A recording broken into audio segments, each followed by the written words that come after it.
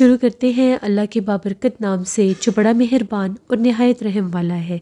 तमाम तारीफ़ें मेरे अल्लाह रब्बुल इज़्ज़त के लिए हैं। अस्सलाम वालेकुम लिसनर्स, मैं हूँ आप लोगों की host Nausheen. Welcome to my channel horror stories official. मैं उम्मीद करती हूँ आप सब लोग खैरियत से होंगे, जहाँ होंगे खुश होंगे। मेरी तरफ से आप सब लोगों को बहुत बहुत जुम्मा मुबारक। लिसनर्स, आज आप लोगों के लिए अपने इस चैनल पर मैं काफ़ी दिनों के बाद स्टोरी ऑन एयर कर रही हूँ।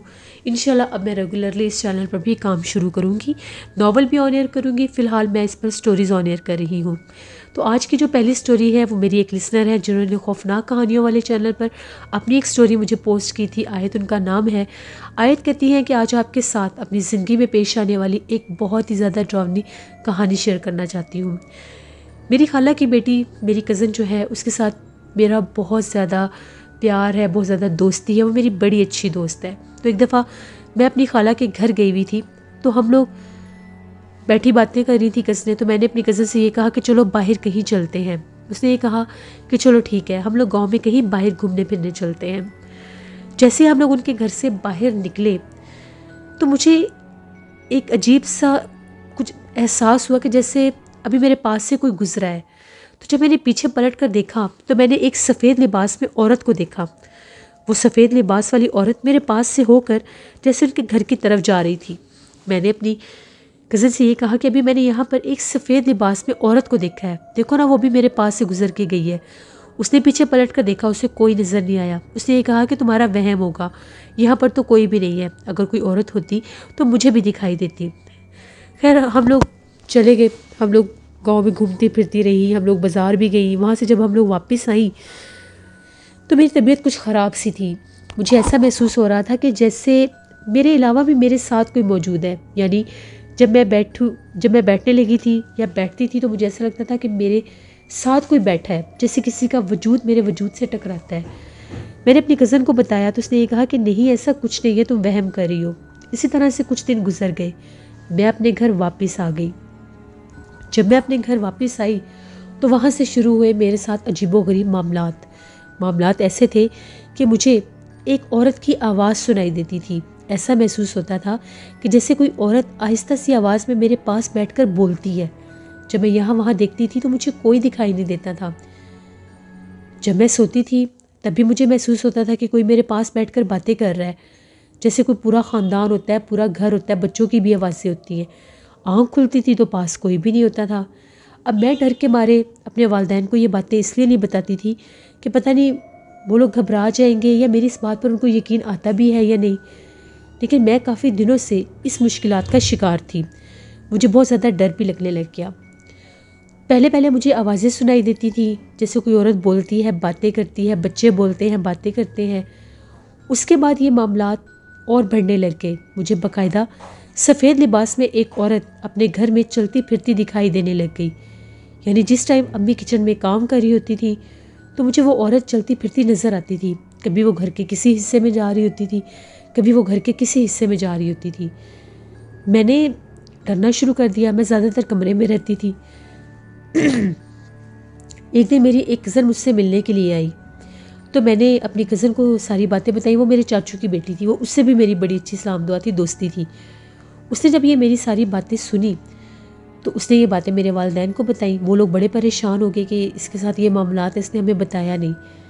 मेरे घर वाले मुझे लेकर एक पीर साहब के पास गए। पीर साहब ने जब दम किया, पढ़ाई की, उनका ये कहना था कि इसके पीछे तो एक आत्मा लगी हुई है जो जिसकी ये आवाज़ें सुनती है, जो इसको नज़र आ रही है, और ये इसके पीछे एक दम से लगी है। ये किसी ऐसी जगह पर गई है जहाँ से वो गुज़र रही थी या उसका बसेरा था, तो वो इसके पीछे लग गई है। उन्होंने पढ़ाई की, दम किया, तो उन मखलूक़ात ने मुझे और ज़्यादा तंग करना शुरू कर दिया। उस पढ़ाई और दम के बाद उन्होंने मेरी जान तो नहीं छोड़ी, वो और मुझे सताने लग गए। मुझे डरावने ख्वाब आने लग गए। वो हद से ज़्यादा मुझे तंग करने लग गए। बार बार मेरे कानों में जैसे शोर होना, औरतों का, बच्चों का मुझे दिखाई देना। मैं सो नहीं सकती थी, इतना शोर मचाते थे वो। ऐसी उनकी आवाज़ें आती थी और मेरे अलावा वो आवाज़ें किसी को सुनाई भी नहीं देती थी। यानी वो आवाज़ें सिर्फ मेरी ज़ात तक ही महदूद थी, मैं खुद सुन रही होती थी। इसी तरह से जब भी मेरे वालिदैन उनको किसी भी पता चलता था पीर फ़कीर का, उनके पास मुझे लेकर जाते थे, अल्लाह वालों के पास लेकर जाते थे, तो वो ये कहते थे कि वो जिन्नात जो हैं वो इसके जो बाल हैं, इसके मेरे बाल बहुत लंबे थे, इसके बालों पर वो आशिक है, इसलिए वो इसके पीछे वो आत्मा लगी हुई है। मेरे घर वालों ने डर के मारे मेरे बाल भी कटवा दिए। उसके बाद भी मुझे दौरे पड़ने लग गए। वो मुझे बहुत ज़्यादा सताती थी, तंग करती थी। बच्चे हंसते थे, खेलते थे, रोते थे, वो बार बार मुझे नज़र आते थे। फिर जम्मू कश्मीर में हम लोगों को एक पीर साहब का पता चला। हम लोग वहाँ पर गए तो उन्होंने अगले दिन हमने उनसे मिलना था। उस रात हम लोग होटल में ही रुके। वहाँ पर भी मेरी तबीयत बहुत ज़्यादा ख़राब हो गई। मुझे जैसे दौरे की कंडीशन होती है फिर वही हो गई। तो सुबह जब उनके पास हम लोग गए, उन्होंने दम किया, पढ़ाई की। उन्होंने भी यही कहा कि इसके पीछे, इसके ऊपर एक बहुत सख्त मखलूक का बसेरा है, वो चुड़ैल इसके ऊपर हावी है। उन्होंने पढ़ाई की, दम किया और उन्होंने मुझे गले में पहनने के लिए गाय की एक हड्डी दी। उन्होंने ये कहा कि ये तुमने अपने गले में रखनी है, उसके बाद ये आत्मा तुम्हारे करीब नहीं आ सकेगी और ना ही तुम्हें डरा सकेगी और ना ही नज़र आएगी और ना ही तुम्हें इसकी आवाज़ सुनाई देगी। फिर ऐसे ही हुआ, वो हड्डी मैंने गले में पहन ली। उसके बाद वो कभी भी मुझे दिखाई नहीं दी, कभी भी मुझे उसकी आवाज़ें सुनाई नहीं दी। उसके बाद से लेकर आज तक मैं अपनी ज़िंदगी में बिल्कुल ठीक हूँ, नॉर्मल हूँ, खुश हूँ। लेकिन जो वक्त, जो मुसीबत मैंने देखी है, जब मेरे ऊपर उस आत्मा का बसेरा था, वो बहुत ज़्यादा भयानक एक लम्हा था, एक वक्त था जब वो मुझे दिखाई देती थी। उनकी खौफनाक आवाज़ें जब गूंजती थी, जब मैं सोई होती थी तो वो मेरे पास बातें करते थे। फिर वो चलती फिरती जब घर में नज़र आती थी तो वो वक्त जब भी मुझे याद आता है तो मेरे रोंगटे खड़े हो जाते हैं। मैं बहुत ज़्यादा डर जाती हूँ, लेकिन अल्लाह का शुक्र है कि अल्लाह ने मुझे उससे निजात दी, मैं बच गई।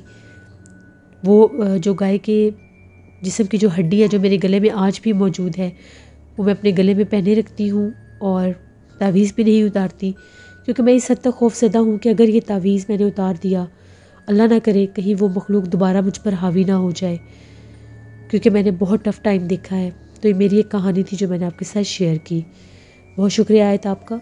लिसनर्स, इसी तरह से होता है जब भी किसी इंसान के ऊपर जिन्नात अपना बसेरा करते हैं, अपना साया करते हैं, तो उस इंसान को बहुत ज़्यादा नुकसान पहुंचाते हैं, उसको डराते हैं। ख़ास तौर पर जब इंसान सो रहा होता है, उसके ऊपर हमला आवर होने की कोशिश करते हैं। कहा यह जाता है कि जिन्नात इंसान के जिस्म में उस वक्त दाखिल होने की कोशिश करते हैं जब इंसान सो रहा होता है, और उसी वक्त उसके ऊपर अपना कब्ज़ा करने की भी कोशिश करते हैं। इसीलिए कहते हैं कि सोने से पहले आयतुल कुर्सी पढ़नी चाहिए, चारों कुल पढ़ने चाहिए, दुरूद पाक पढ़ना चाहिए और अपने ऊपर बाकायदा हिसार करके सोना चाहिए, क्योंकि अक्सर लोग सोते हुए डर जाते हैं। तो ये अपनी ज़िंदगी की एक रूटीन बना लें, इंशाल्लाह फिर कभी भी कोई मखलूक, कोई जिन्नात आपको नुकसान नहीं पहुंचा सकेंगे। जैसे ये थी आज की एक हॉरर स्टोरी। अपना फीडबैक मुझे ज़रूर दें, आप लोगों को कैसी लगी। आप लोग भी अपनी हॉरर स्टोरीज शेयर कर सकते हैं। इसी तरह से डिस्क्रिप्शन बॉक्स में दिए गए ईमेल आईडी nusheer57@gmail.com पर। इसके अलावा आप लोग मुझे कमेंट बॉक्स में भी स्टोरी शेयर कर सकते हैं। इंशाल्लाह कल आप लोगों के साथ फिर मुलाकात होगी किसी नई हॉरर स्टोरी में। अपना बहुत सा ख्याल रखें। मेरे इस चैनल को ज़्यादा से ज़्यादा विज़िट करें, सब्सक्राइब करें एंड सपोर्ट करें। अपना बहुत सा ख्याल रखिएगा। बहुत सख्त सर्दी है, घरों में रहें और मेरे चैनल की स्टोरीज़ को सुनते रहें। Thank you for watching. Stay blessed. Allah ने के बाद।